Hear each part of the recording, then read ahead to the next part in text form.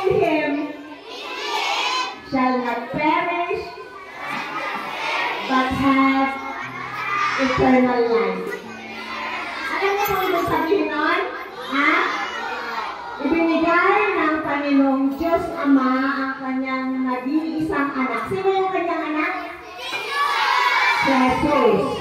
Para kung sino man ang manampalataya kay Jesus, ay magkakaroon siya ng buhay na walang hanggan. Hindi siya mapaparusahan, pero magkakaroon siya ng buhay na walang hanggan. Ha? Huwag mag-aaway, ha?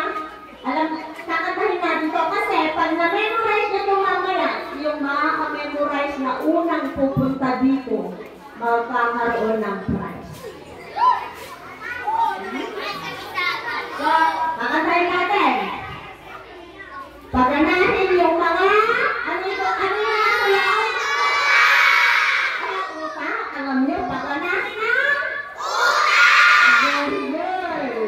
Very good. Pero alam niyo po ba na wisdom comes from the Lord? Ha? Yung katalinuhan na walang katulad ay nanggagaling sa Panginoon. Okay? Okay. Dalawang beses lang natin itong tatantahin. Okay?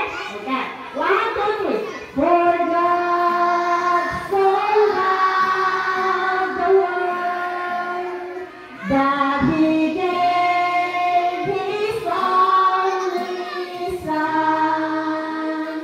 Whosoever believes will not perish, they shall have eternal life. One more time.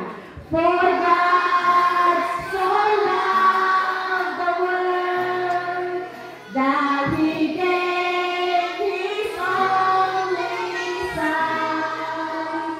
Whosoever believes will not perish, they shall have eternal life. Amen. For God so loved you that He gave Jesus. Amen? Okay, ngayon makikinig tayo ng isa pang kwento.